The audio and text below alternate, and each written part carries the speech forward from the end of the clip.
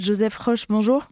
Bonjour. Vous êtes en direct de Kiev et justement vous étiez sur le site de l'hôpital pour enfants qui a été frappé ce mardi par un missile russe. Est-ce que les secouristes cherchent encore des corps sous le décombre? Où ça en est? Quel est le bilan humain de cette terrible frappe?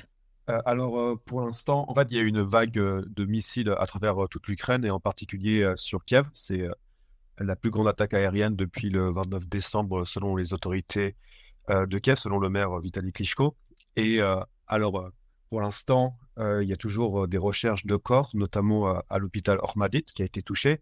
Mais l'hôpital, même si gravement touché, l'attaque n'a pas fait énormément de morts parce que le personnel soignant a vraiment suivi les consignes de sécurité et est allé aux abris lors de l'alarme, parce qu'il y avait beaucoup d'alarmes ce jour-là et via les applications Telegram, on savait que des missiles balistiques se dirigeaient sur Kiev et par conséquent, le personnel soignant a emmené les enfants, parce que c'était un hôpital pour enfants, dans les abris, ce qui a permis d'éviter un nombre assez important de morts.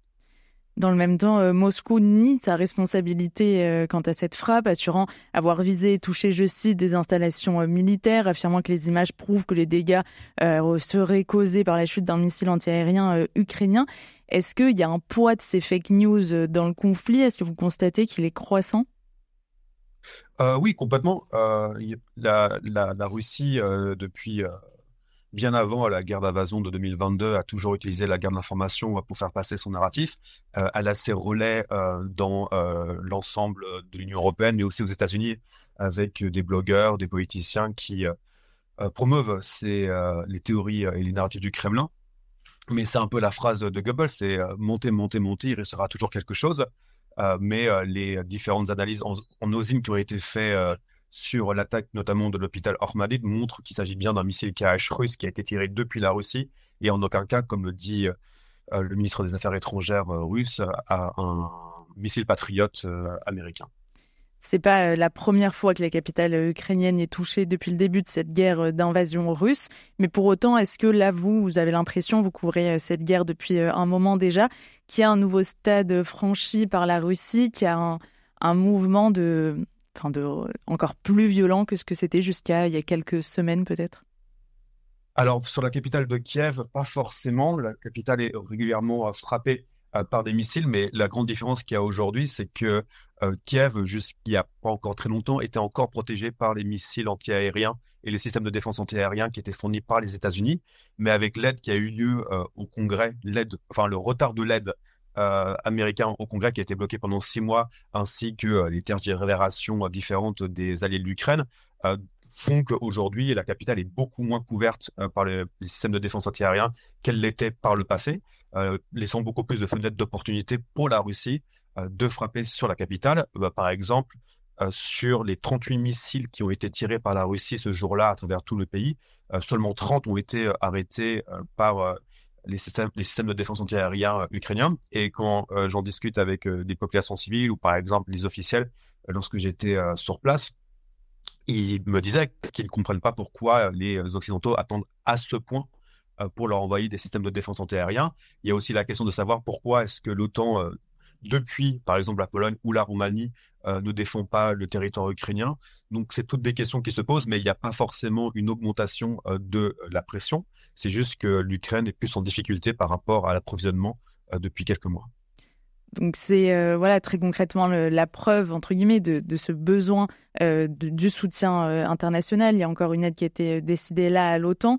Mais est-ce que justement ces périodes où l'aide fait en sorte, le manque d'aide implique ces manquements quelque part, est-ce que ça inquiète les Ukrainiens? Quel est l'état d'esprit aujourd'hui là à Kiev sur le terrain? Est-ce que on sentait qu'il y avait eu un optimisme à un moment d'une remontée de l'armée ukrainienne et là on en est où? Alors, il y a eu bien sûr l'optimisme lors de la contre-offensive de 2022 du côté de Kharkiv ou simplement la bataille de Kiev, qui ont été vraiment les grandes victoires de cette guerre. Les Russes n'ayant eu que des victoires à la Pyrrhus, notamment dans le Donbass. Donc l'optimisme est toujours là, dans le sens où en fait les Ukrainiens savent qu'ils sont le dos au mur. Ils savent que s'ils reculent, c'est leur culture, leur État, leur langue qui sera détruite par les forces d'occupation russes. Mais il y a un optimisme qui revient parce que, notamment, j'étais à Kharkiv les dernières semaines où j'ai couvert l'offensive russe dans la région. Il y a vraiment cet optimisme de dire que les Ukrainiens ont réussi encore une fois à stopper les Russes avec le peu de matériel qu'ils ont. Notamment, cette offensive a sûrement été lancée par les Russes afin d'exploiter une fenêtre d'opportunité parce qu'on était vraiment à un moment où l'Ukraine attendait dans les semaines à venir des nouvelles armes occidentales, notamment les obus de la coalition tchèque. Et les Russes ont essayé d'exploiter cette fenêtre d'opportunité pour lancer une nouvelle offensive sur Kharkiv qui a été qui peut vraiment aujourd'hui être considéré comme un échec de la part de la Russie. Et depuis maintenant, les Ukrainiens ont récupéré plus ou moins un momentum, notamment grâce à l'arrivée d'armement, et arrivent maintenant à beaucoup plus contenir les forces russes. Après, d'un point de vue militaire, les Ukrainiens sont vraiment conscients qu'ils auront du mal à récupérer leur territoire d'un point de vue tout simplement militaire en lançant des offensives. Mais la stratégie aujourd'hui, c'est vraiment de tenir les lignes suffisamment que pour laisser les Russes s'écraser sur leurs fortifications et créer tellement de pression au sein de la Russie qu'à un moment ou à un autre, le régime de Poutine tombera. Donc c'est un peu la stratégie des Ukrainiens aujourd'hui, tenir pour faire craquer la Russie. Et est-ce qu'ils sentent aussi cette pression qu'il peut y avoir de certains dirigeants dans le monde, notamment, là, il n'est pas encore arrivé au pouvoir, mais voilà, Donald Trump qui évoque le fait qu'à un moment, l'Ukraine va devoir négocier avec la Russie. Est-ce que ce poids de la négociation face à simplement une guerre d'agression menée par la Russie à laquelle l'Ukraine répond pour se défendre et défendre son territoire, est-ce que c'est quelque chose qui fragilise, qui est envisagé ? Alors bien sûr, les Ukrainiens suivent avec beaucoup d'intérêt les élections américaines et s'inquiètent d'une arrivée potentielle de Donald Trump à la Maison-Blanche. Mais dans les faits, ils savent très bien que ces négociations ne seront qu'une forme de cessez-le-feu tactique pour reprendre des forces pour un prochain affrontement, parce que la Russie n'arrêtera pas, en tout cas la Russie de Vladimir Poutine n'arrêtera en aucun cas son agression contre l'Ukraine. On a vu que les négociations de paix en 2014 n'ont mené à rien si ce n'est la guerre d'invasion, parce qu'il y a une volonté de destruction de l'État ukrainien par la Russie. Il y a même pas quelques jours, le vice-premier ministre, le VP de la Russie, Dmitry Medvedev, rappelait que peu importe les négociations, on est là pour détruire l'État ukrainien.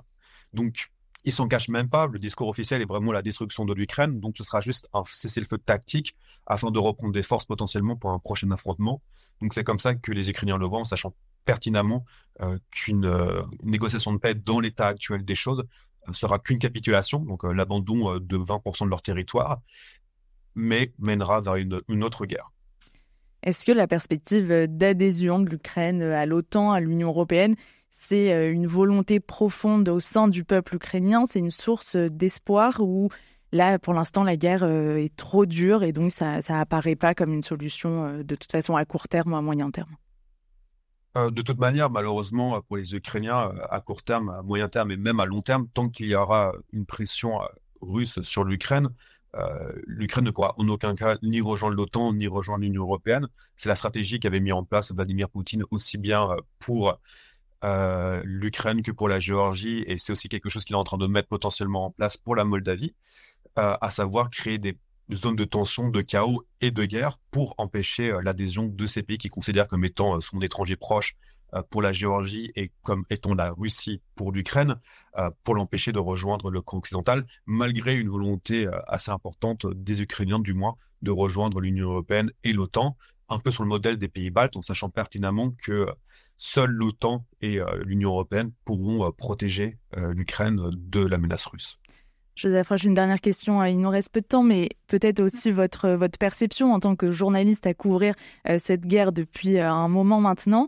Qu'est-ce que vous y voyez en termes de violence, en termes de ce que ressent le peuple ukrainien? Quel est votre sentiment aujourd'hui?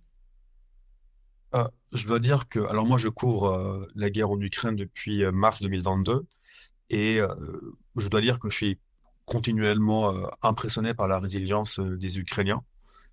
Qui, malgré les difficultés, en ce moment, par exemple, à Kiev, il y a pratiquement plus d'électricité. On est à 2-3 heures d'électricité par jour, avec un hiver très dur qui se prépare, avec tout le monde qui a de la famille au front, avec tout le monde qui connaît des gens qui sont morts. Moi, par exemple, je pense que la moitié des personnes que j'ai interviewées depuis le début de la guerre sont soit morts, soit ont été blessés. Mais malgré ça, il y a toujours cette résilience qui se maintient. Mais en fait, avec cette conscience très profonde de dire un peuple qui a tout à perdre est prêt à mourir pour sa langue, sa liberté, sa culture, son droit à l'autodétermination. Donc, tout ça participe à un combat général avec toujours au sein de la société civile un très fort soutien au gouvernement, un très fort soutien à l'armée, malgré bien sûr tous les problèmes qu'il y a au sein du gouvernement, avec notamment des problèmes de corruption, etc. Mais avec vraiment cette volonté de dire on doit s'unir et on réglera les problèmes après la victoire.